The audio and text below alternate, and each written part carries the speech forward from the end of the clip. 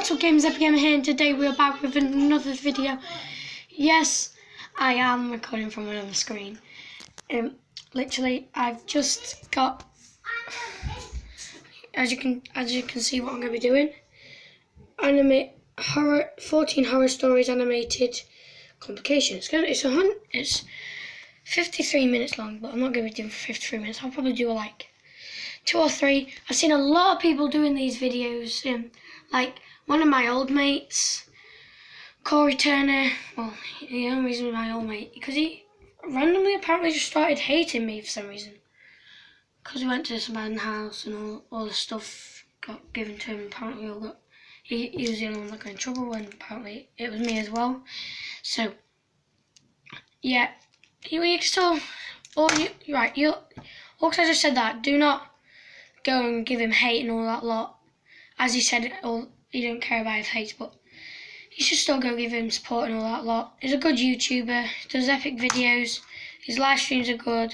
And once you subscribe to him, just press the bell next to it so that you get the notifications of when he's done videos. And yeah, let's just get straight into the video.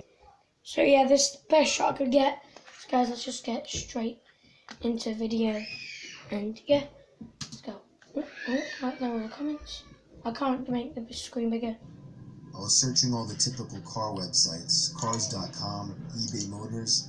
They were all overpriced as expected. Really? Craigslist was the only place to find an actual deal. That's nice. About a week into my search, check I out found an that 03 site. Toyota Camry. It had 67,000 miles, no accidents, no damage, in good condition for only $3,500. No, that's a scam. Like a steal for Scam. such a reliable car with such #scam. low mileage. The seller lived about 10 miles from me, which was a reasonable drive when looking for a car. No, this is all a To scam. set up a time to come check it out. The man sounded normal on the phone. He assured me that there were absolutely no problems with the car. He introduced himself as Bob. I brought along $3,500 in cash, even though I planned on wiggling down the price as much as possible. I pulled up the dirt road to Bob's property about 15 minutes early. It was a tiny little house with a decent-sized property, only because I was a bit far from the nearest neighbors. The garage was open, so I walked over to see if anybody was inside, but except for an unusual amount of car parts, it was empty. The car was nowhere in sight. The only car on the property was an old pickup truck. I went over to the front door to check the house numbers. It was the right address. The doorbell button was missing, so I knocked on the front door. I knocked for exactly 5 minutes before deciding to give the Why would you knock for 5 minutes? So I dialed his number, and I heard the sound of a cell phone ringing from inside the house. I was extremely confused at this point. Now I knew I had the right house. I didn't understand why, if he was home, why he wasn't answering. He's gonna come up behind you, just smite you around the head and take your money. Through one of the windows to see if anybody was inside. Peering through the glass, I couldn't really see much as it was pretty dark inside the house. I saw a very old-fashioned dining room set, but across from that, I saw somebody standing at the back door of the house, staring outside. I figured that must have been Bob, so I knocked on the window, but he didn't even move. There was no gate or anything to the backyard. It was just a wide-open yard, since this wasn't a rural area. I simply walked around the house to the backyard. I didn't understand how he couldn't hear me. When I got to the back door, I made a shocking realization. The figure standing by the door was a taxidermied human being. I ran straight back the way I came and back to my car. I looked up one last time before driving off. The blinds to the window I had peeked into had been shut, but I could see 2 of the blinds bent open. Somebody was at that window watching me. You can probably guess I had the gas pedal to the floor the whole way home. The whole situation still makes no sense. All the car parts, the fact that there was no Toyota Camry, the taxidermied human being, the fact that there was no car there leads me to believe that whoever that man wasn't planning on selling me anything. And that also leads to the disturbing thought that I was very close to becoming a lifeless statue staring out that man's back door. Bang!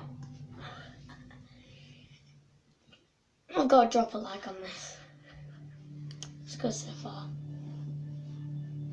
I was on tour trying to find some really deep websites. I was in a chat room where people normally shared links to deeper websites. I want to search up Tor after. Pornography. Some guy named Vintage Triple X posted a link without describing what it was. I clicked on it, and it took me to a black screen where a big video box eventually popped up with a play button. The video thumbnail was a dark room, only lit by a TV screen. Out of curiosity, I clicked play and began to hear the sound of TV static in the background as lines of static slowly swam down the video screen. There was no seek bar in this video. Then I noticed something slowly begin to emerge from behind the wall. It was a figure dressed in all black with some kind of black mask on as well. I started to suspect it was a jump scare video, and I thought I was right when the figure leaped out and ran to the screen in less than a second. It still got me, even though I was expecting it, but then it got strange. The person had their face in front of the screen, slowly moving around as if he could see me and was observing me. Then I heard a crackly, demonic voice say something. It came from the video. It repeated itself, and I could make the phrase out to be, "Ask me something." I was really confused. I tried typing something, but there was nowhere to enter text. Then he said, "No, not the keyboard. Say something." I felt my heart punch the inside of my chest as he said this. I opened my mouth and mumbled the words, "You can hear me?" It responded with, No. "Yes." No. I was uncomfortable now. I thought it was a video. I pressed pause, but it didn't do anything. He said, "Don't try to leave. I want to talk." I tried moving the mouse to the exit button, but the mouse was frozen. In fact, none of the keys were responding on my Turn your keyboard. computer off. There was a long moment Smash of silence it. before my webcam began flashing as if it were on, and my face popped up on the screen. "There, I got a picture of you now. Now just hang on while I get your address, and then we can meet." I started to panic, smashing every key on the keyboard, spazzing the mouse, but it did nothing. Just move out of the way of the I had freaking my finger on camera. the power button, but it also didn't do anything. The computer wouldn't turn off. The voice was saying crazy things like, "You're stuck here.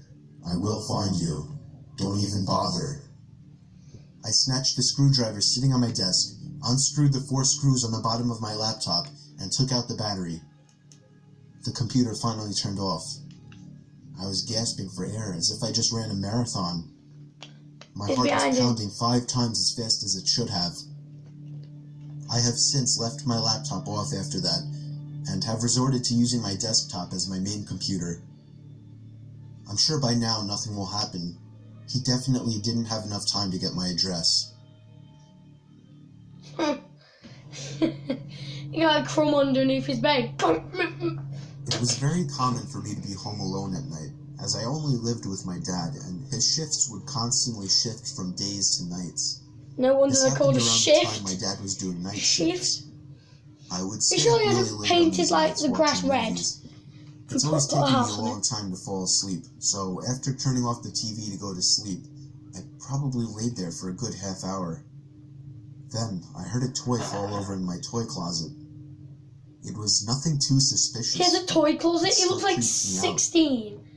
But then the doorknob One to my second. closet started He to can't be a wiggle little. He can't be a until kid finally unlocking the door. because his dad won't leave him alone. I hid He's got at under least the be covers at not making a 18, sound. 16, and he's scared It was of his toy strangely closet quiet opening. for a good 2 minutes, so I finally peeked my head out of the covers. There was a figure standing next to my bed, looking down at me. I screamed at the top of my lungs. It's the Elephant Man! The wall behind me. The figure looked out the window and then just walked away out of the room. I stayed in that position for like an hour before checking if he was really gone. The front door was left wide open, so it seemed he had left. I didn't get a minute of sleep that night.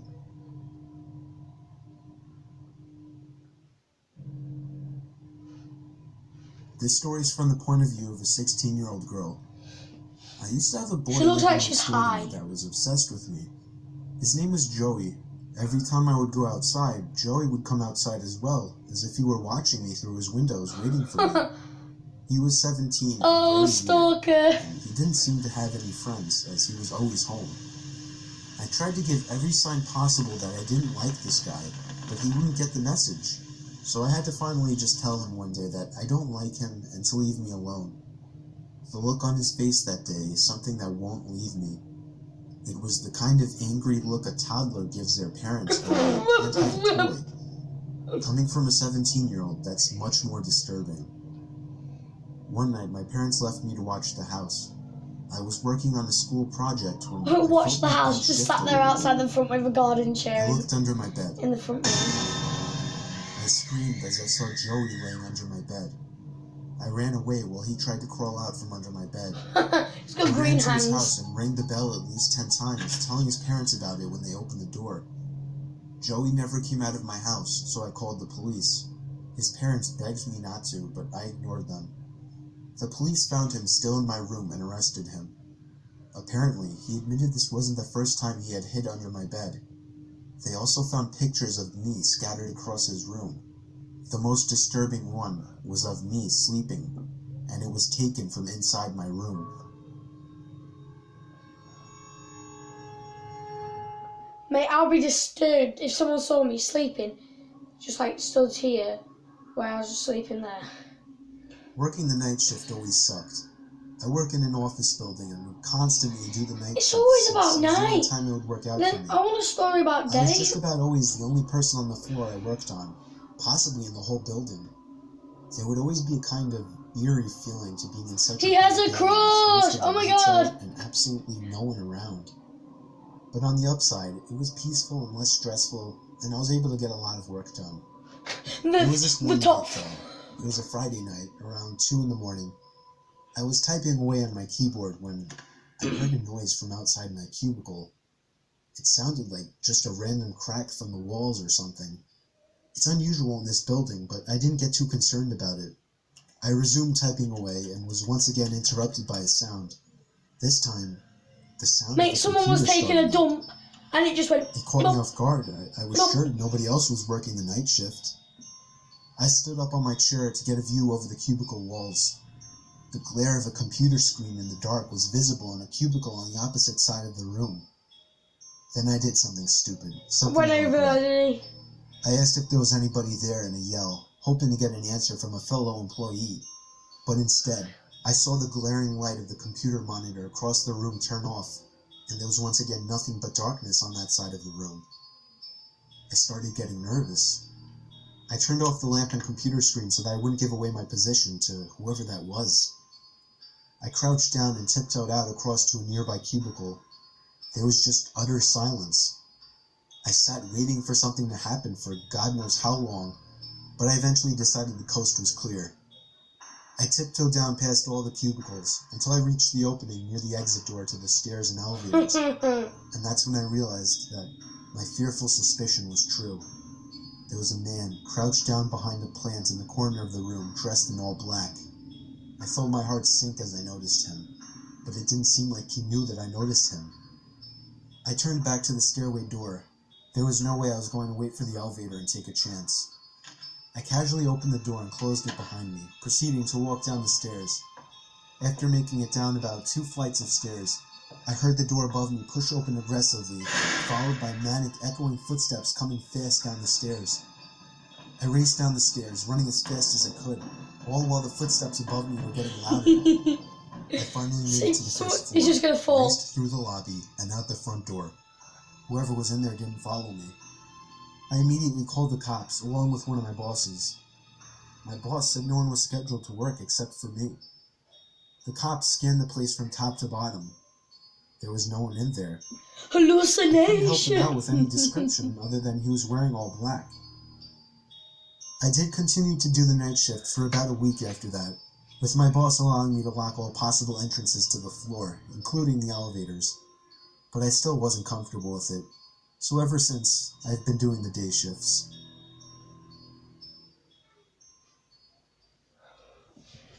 Right, guys, I think I don't know, let's have a look at the pizza guy. We'll watch this one, and then that'll probably be it. This happened 4 years ago when I was still in high school. Why you got a video of it I was then? told to do my last delivery of my shift. I got in my car, which was a 1999 Camry. Oh, you know he's going to go to the house, no one's going to answer, there's going to be someone stood at the I door. GPS the address on my phone. I live upstate in the country, so all pizza deliveries are long drives. Go! I remember the sun was starting to set, so it was probably around 7 o'clock. I'd say after a good 15 minutes of driving through the forest and dirt roads, my GPS said I had arrived. It was an old little cottage-like house made almost entirely of wood. It was sitting all by itself in the middle of absolutely nothing but forest. The lawn was completely unkept, as the grass was almost at knee height. I was used to this kind of thing, so I didn't think much of it. I took the pizza to the front door. There was no doorbell, so I knocked loudly on the door. Within 10 seconds, I heard the sound of footsteps hitting wood on the inside of the house. The footsteps made it to the door and stopped. I started to feel uneasy. I got the feeling that I was being watched. And that's when I noticed there was a peephole in the door. "It's the pizza guy," I called out. I heard a low, harsh-sounding voice on the other side of the door, telling me to bring the pizza out back. I didn't like the idea of going back there. Something didn't seem right. "Are you sure, sir?" I called out. He didn't answer my question. The sound of footsteps didn't move away from the door, so I had the feeling he was still watching me. I almost found myself walking back to my car, but I decided I didn't want any trouble with my boss. The last time I brought a pizza back, he gave me attitude, so I reluctantly walked through the uncut grass and around the small house to the back. I remember there was a shed and a little patio back there. In the patio, there was a table with 4 chairs surrounding it. In one of the chairs, facing away from me, I saw the head of somebody sitting in the seat. I began walking over and said, "Excuse me," but the person didn't even move an inch. "Excuse me," I said again louder. Then from behind me, I heard, "Psst, over here." I turned around to see a man poking his head out from the corner of the house, looking at me with a crazed smile. "Come over here, I want to show you something." I freaked out, turned around and ran around the house in the opposite direction, back to my car. For some reason, still holding the pizza. I got in my car, started it, and got away from there. On my way back to the pizzeria, I pulled over to the side of the road and called the police. Eventually, I was informed that there was no sign of anybody having been in that house for a long time. I quit my delivery job a few days after that. I have no idea what would have happened to me had I gone up to that man, but to this day, I still wish I had just turned my head to see who or what was sitting in that patio chair. Stop!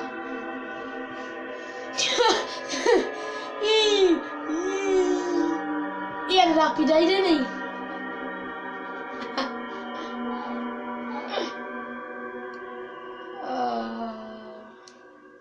Oh, fudge.